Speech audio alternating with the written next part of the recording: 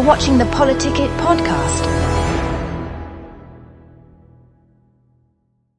Good evening. Welcome to PoliticIt podcast. We've got Randy Watt with us today. Randy's the former police chief in Ogden. Let's talk a little bit about you just to start with. It's been a little bit since you've been on, and I want our new audience to really know who you are. So Sure. Let's talk a little bit about your background. Sure. I spent 36 years with the Ogden Police Department, the last 4 as chief.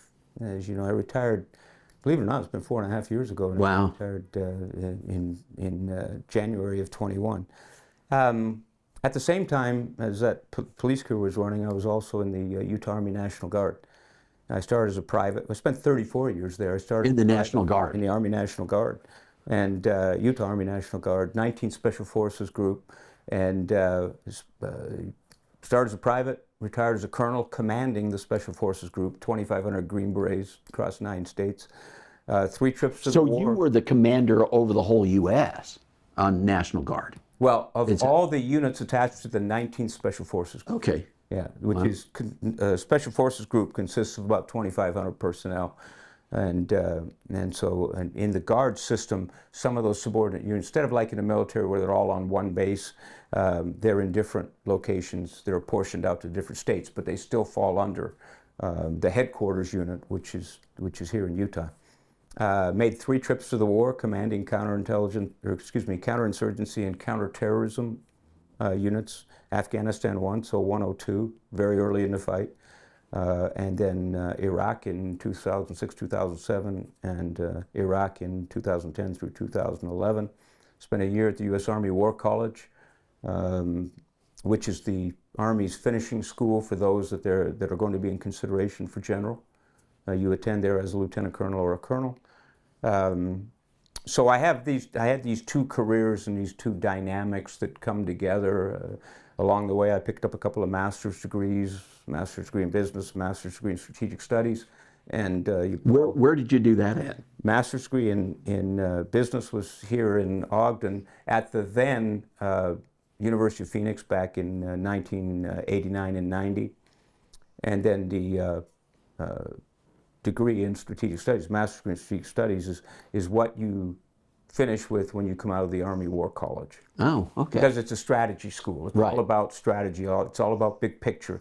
In the Army, you take, as you're going up through leadership, when you're in that mid-range leadership as a major, as a lieutenant colonel, you're focused on critical thinking and problem solving. And then if they select you, and it's a very select group, if they select you for the Army War College, then you take it to the next level, which is strategic thinking.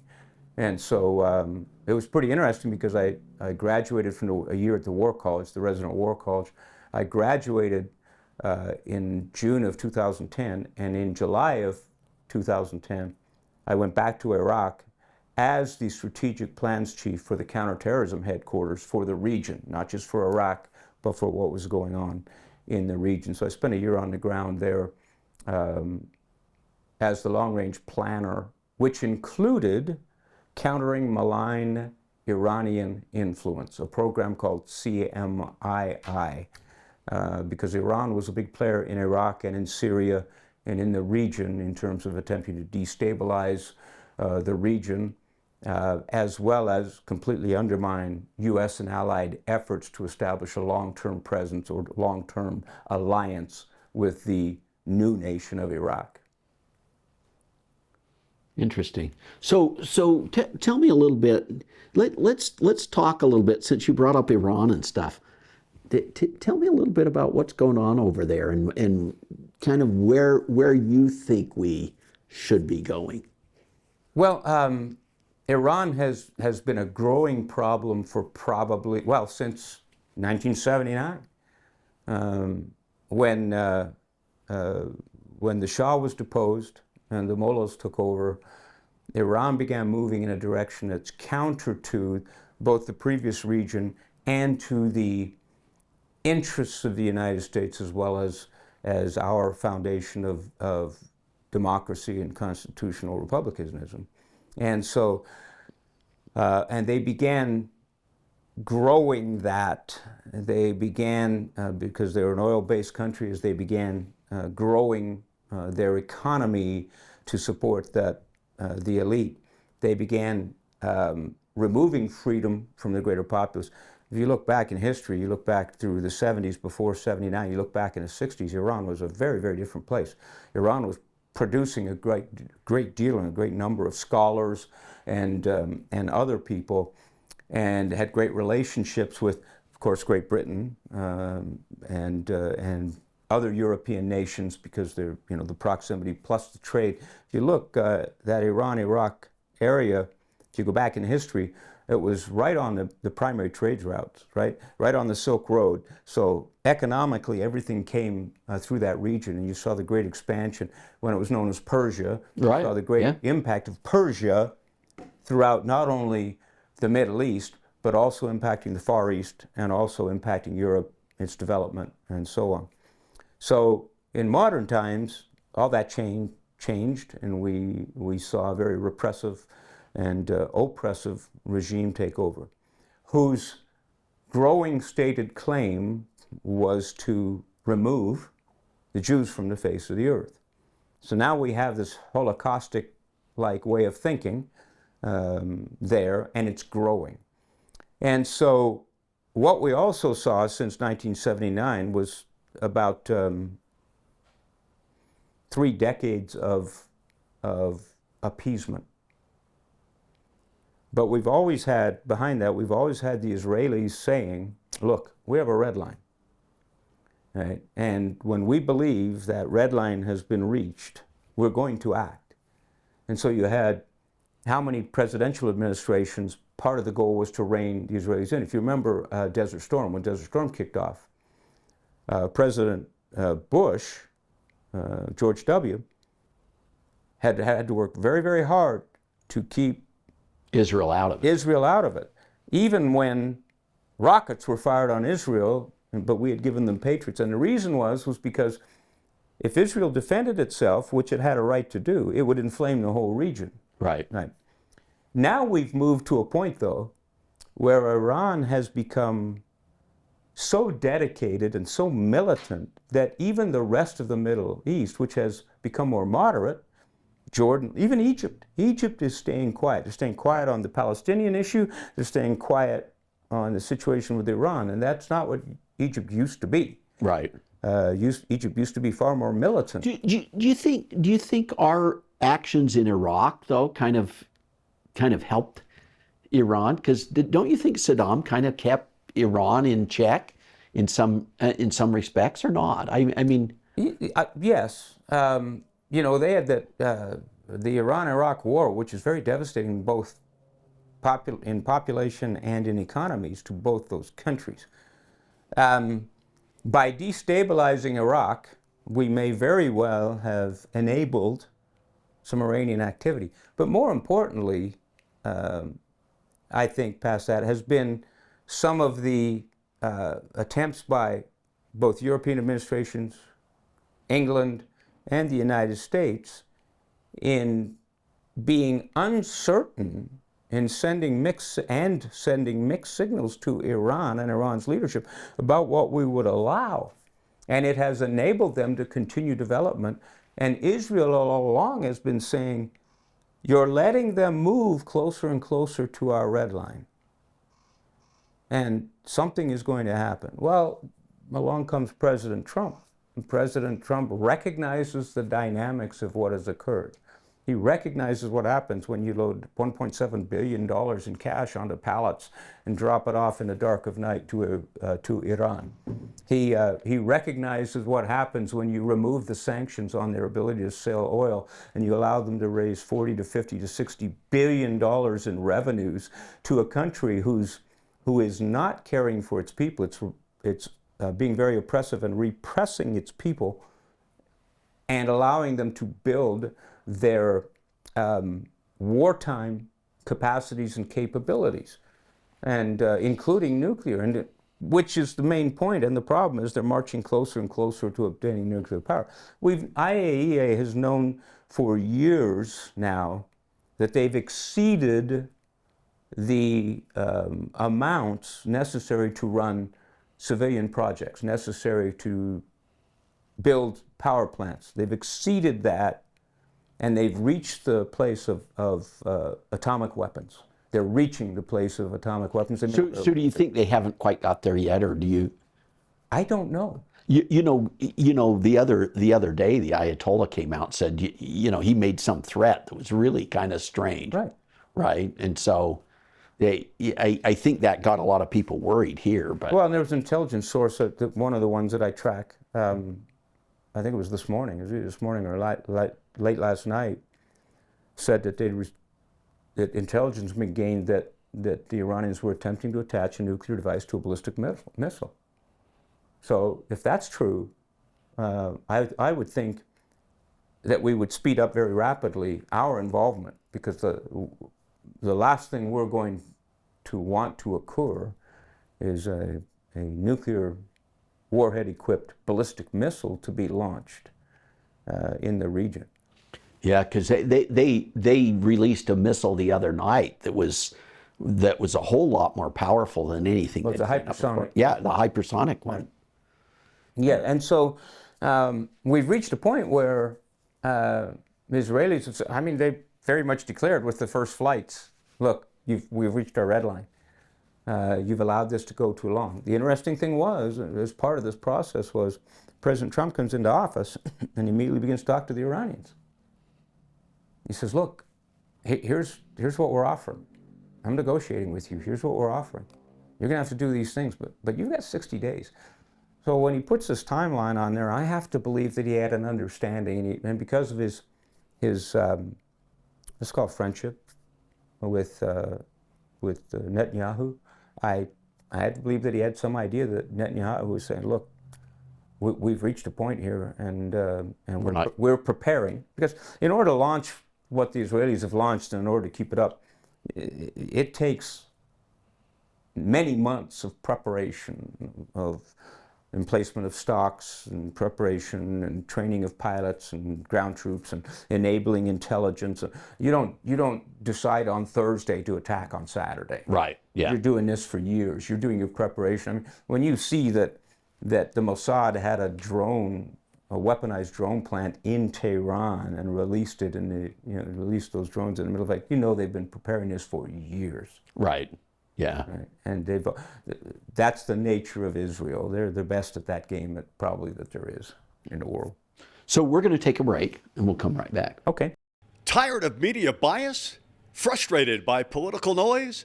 PoliticIt.com cuts through the clutter, giving you real facts, clear analysis, and unbiased insight on the issues that matter most. Stay informed, stay empowered. Whether it's elections, policy changes, or breaking news, we've got you covered. No spin, no agendas, just truth you can trust. Visit PoliticIt.com today, because informed citizens shape the future.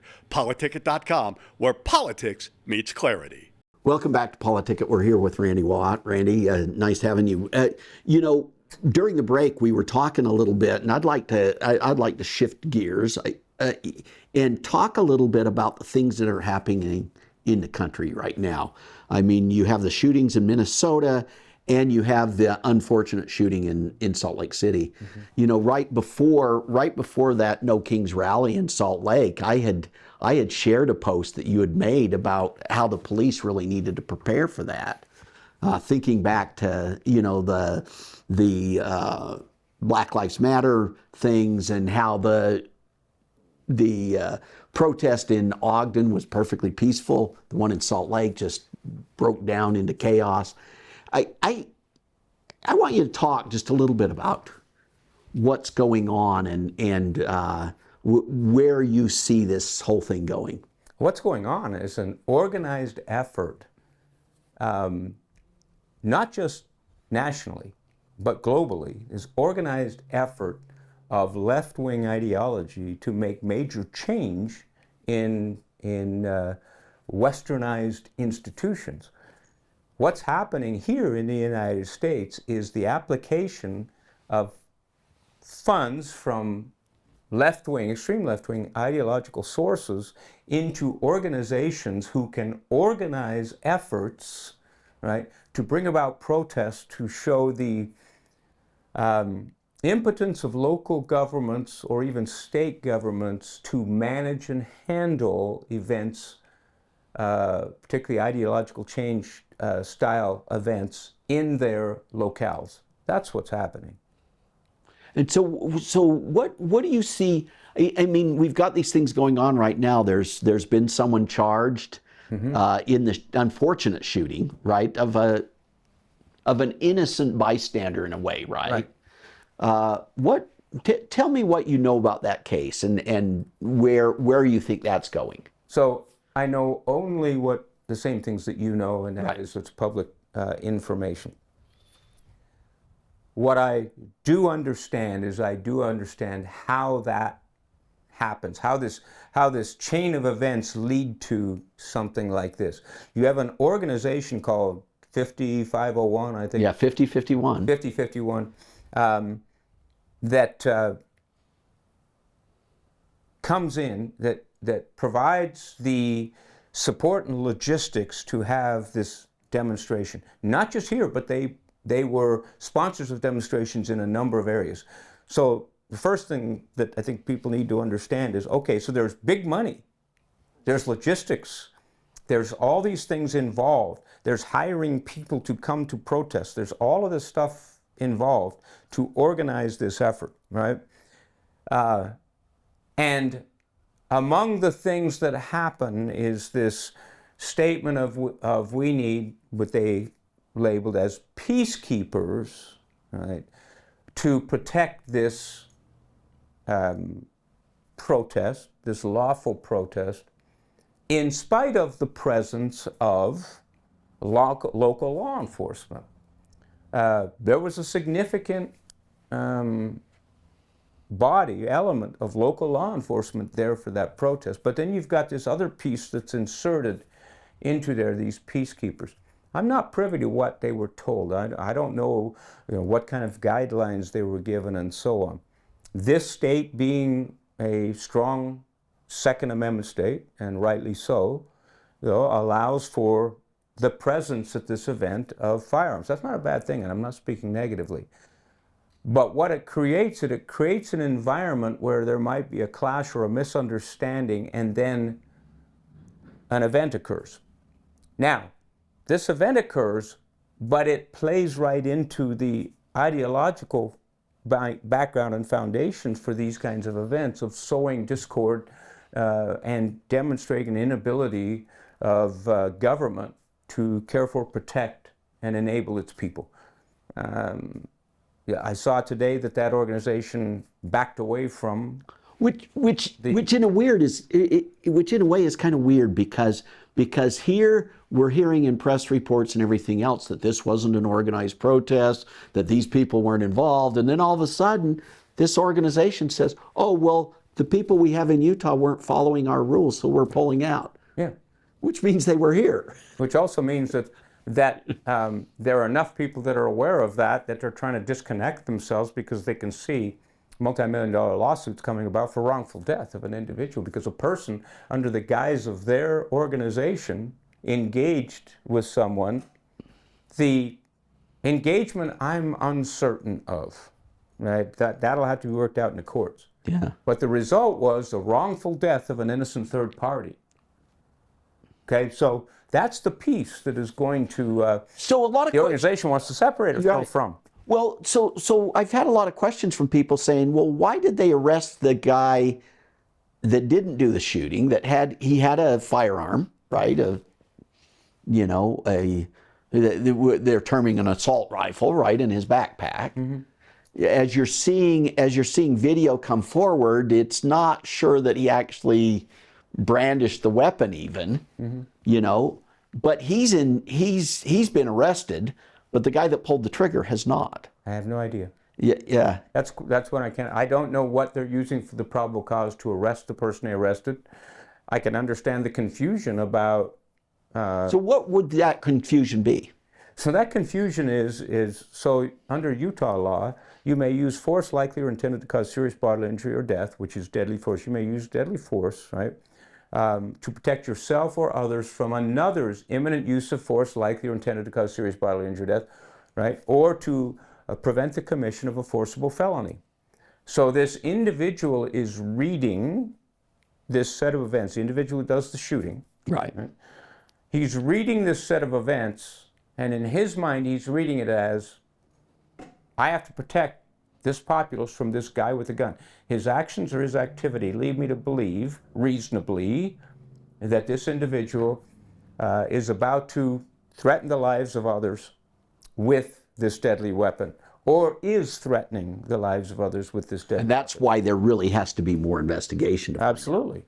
Because there are two things under Utah law. The first is there is almost a presumption that you're doing that, you're exercising that. The first is you are entitled to, under the law, under Utah law, there are only a few states that do this. I think it's 20-something now, but there is a self-defense, let's just, to simplify the language, under Utah law, it passed a few years ago, there is a hearing for self-defense. So you can apply to the court, if you are been arrested, you can apply to the court for self-defense hearing. And the goal is to determine whether or not you acted lawfully within self-defense before it goes to a trial, right? So if you can demonstrate, and if you can show, and it's not by beyond a reasonable doubt, it's by clear and convincing evidence, which is a lesser standard, but if you can show by clear and convincing evidence that you did act in defense, then it can't go forward. And even if you couldn't do it in this court, in this hearing, in this self-defense hearing, that information that you couldn't do it cannot be used in the trial, because the jury must be clean in their minds about whether or not you've been previously judged about your ability. So in the minds of police and the minds of others, when there's doubt, right, gather all the information and give it to the people responsible for determining if charges should be filed. And that, of course, in that case, is the district attorney of Salt Lake County. So that's kind of what's going on right now. Yeah, if there isn't clear probable cause in your mind to arrest for force, this deadly force, use of deadly force, then don't arrest. I mean, this is similar. It doesn't matter whether it's Salt Lake County or any other law enforcement agency. If there isn't clear probable cause, you don't meet the standard of clear probable cause to arrest the individual, put them in jail, then you don't arrest them. You gather all the information, you take it to the district, or in our case up here in Weber County, the county attorney, and they evaluate it, the attorneys, the smart people, when it comes to the nuance and the fine language of the law, and then they make a decision whether or not to charge. And we'll see where it goes. Yeah. Because now it has to go through the process of a judge and a jury, absent a plea on his part, a judge and jury finding him guilty to that beyond a reasonable doubt standard, which is a high standard. So it seems like, and the sad thing with this is this protest was mostly peaceful, right? In Salt Lake. Peaceful. Yeah. I don't think we can take the protest and then add the dynamic of this specific event to it and say that it downgraded it in some way. I think we have to say that it was a peaceful protest. I think the police, Salt Lake Police Department, and they were assisted by a number of other agencies, by the way. I don't think we can say that it wasn't peaceful. We had an and you think they actually did a pretty good job with it? They did a very good job of handling it this time. You go back to the one before. area, you go back to that. That was very poorly handled. Salt Lake PD's got new leadership. Right, they've got a whole new what do you want to say? A whole new philosophical context of what law enforcement should be doing in Salt Lake City, and so you see a different outcome. Let's shift to this national thing going on, the Minnesota case. Mm-hmm. What's your impression there? So, if you look historically, I'm a student of history. I study history a lot. That I was just fortunate enough to be in Greece with my wife, going around looking at history, because that, and particularly history that affected the foundation of our country. You go back to Greek history and some of those principles and things that go. So I study the whole foundation of Western civilization. It is. Right. It is. You go there and you look at it and study it, and it's an amazing thing. Anyway, and I've read the complete works of Herodotus. I've done a number of things that look at that, and read the works of Thomas Paine, all those kind of things like you do. And And so I look across history and I see where left-wing movements are going to succeed, at least in the short term. You have specific activities. There's this dynamic plan over time. You have these conditions. I don't care whether you look at Italy. I don't care if you look at Germany. I mean, I was just in Nuremberg. I mean, yes, that, yeah, right. And you look at what happened in different areas, Southeast Asia, with communism. There's communism and its twin sister socialism. Those two work together. Socialism, when it succeeds, almost always ends up in communism. When you look at how those things unfold, towards the end, as they're accomplishing and causing change, there's almost always violence or an act of violence. You look at how these things have evolved over time, because the rhetoric of the left creates intensified feelings in the people on those fringes, right? And it produces certain actions and activities. You had in Minnesota, in the one case, you had the action of a left-wing legislator, right, to separate herself from the group, which in left-wing socialist events, you cannot separate yourself from the group. You risk a great deal. Separates herself from the group, and she supports an action for the other side. And right now, I can't remember a time in this nation when we've been this polarized. And you see the same kinds of polarization in Germany in the 30s, particularly the early 30s, late 20s, early 30s. You see the same polarization happening in Italy. Post-World War II in Greece, you saw some of the same polarization there.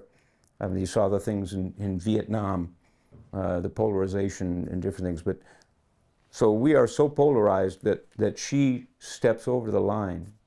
So a fringe leftist decides to take action that he, in his mind, is in some way required to take action. Now, I want you to think beyond punishing the legislator. I want you to think to which is key, the chilling effect upon others in this time who might begin to think about the same thing. My loyalty is greater to my constituents than it is to my ideology. What kind of chilling effect? Do you think there's going to be a Minnesota member of the legislature on the Democratic Party who's sitting there considering, you know, my conscience won't allow me to go with this. I need to, unfortunately, vote with the Republicans. You're not going to see it. You're not going to see it. It's not going to happen. So I want you, and I don't want you to limit yourself to Minnesota. I want you to look nationally across the nation and think about the chilling effect this has had on the free speech, because it gets right down to that bedrock, the free speech of an elected official. Yeah. I mean, it's made people think. It's sad that we get to the point where, you know, and you know, there's no doubt this guy is unhinged, right? Right. But looking at the environment that kind of sets that up and makes that happen, it does have a chilling effect. I see it in Utah. Absolutely. Absolutely. There is enough rancor in our political discussions, locally, state, national. There's enough rancor in that to be considered coercive by some personalities. And people saying, so in the back of the minds of some elected officials and others in positions who, the woman who wants to stand up, the mother who wants to stand up at a school board meeting and say, I don't like this. What am I going to be doxxed? Or is there going to be a protest in front of my house? If I'm a Supreme Court justice, am I going to have a whole bunch of leftists in front of my house threatening me? Right? That's coercive, and it's chilling both on our individual freedoms, but on our collective freedom nationally. But in order for that, if you look historically again, you look at how leftist governments have come into play. That type of coercion has had to occur in every time. We must get the people to give up freedoms, and the best way to do that for the average individual is to coerce it. And it doesn't involve direct coercion. It involves suggested or implied coercion. Yeah. And that's sufficient. So what do we do? Oh, I think we're doing it. I think we're doing it. I think we're seeing this growing. Well, I know we are. President Trump got reelected for a reason. In the largest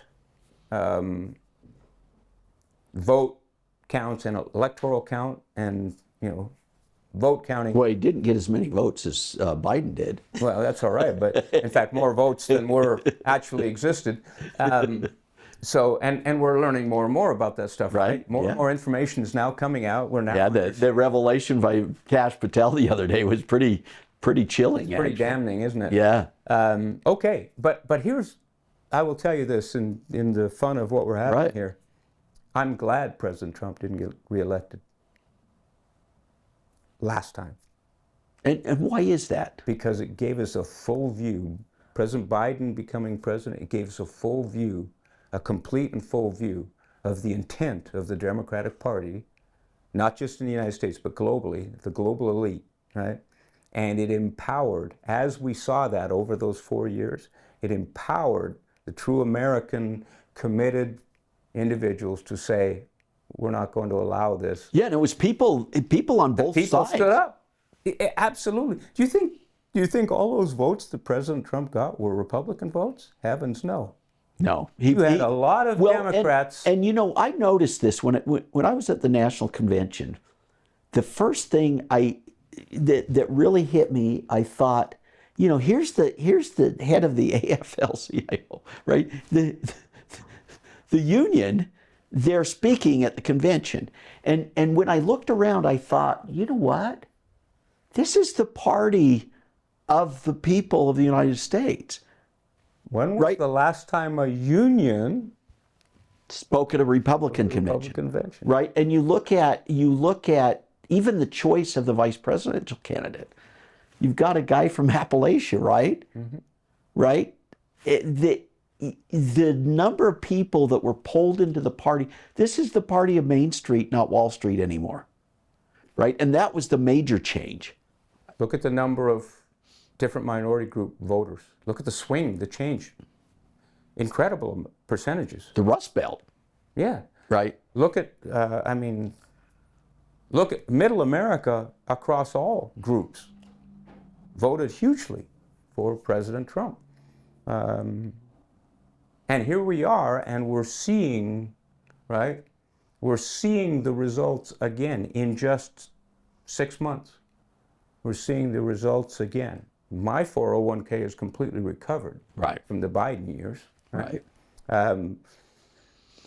My eggs are half what they were, 3 years ago. The cost of Remember how everybody talked about eggs, and suddenly eggs are. Remember how the media we're bringing up the cost of eggs. People can't feed their families. Well, now it's half. You never hear about eggs again. Well, we've got this serious debt crisis that we've really got to deal with. There's a lot. Yeah. To me, that's the concern. But, with this big, beautiful bill thing, and I have to laugh at the language because, that's Trump, right? Right. Yeah. Big, beautiful. I think we have to take the good now that we can get. Yeah. Well, there were a number of people that brought that up to me, and I said, look, this bill is being passed on a reconciliation process. A lot of the things that's the key. Yeah, a lot of the things that Elon talked about as he left, saying, well, we're not dealing with the debt, we're not dealing with this. He's absolutely right, but you're not going to get that with 51 votes. And that's going to needs specific legislative activity, right? Yeah. A reconciliation bill. You know, Reagan once said that if you can get 80%, you ought to take it. Right. Well, and this is what I think a lot of people miss. You don't, because you're a legislator. A reconciliation bill is limited to the specifics of the present budget, the budgetary concept of what's in place. It is. We don't get to. This is not a bill where you get to add big things to it and so on and so forth. Right. You're limited in what you can cover in this bill. Right.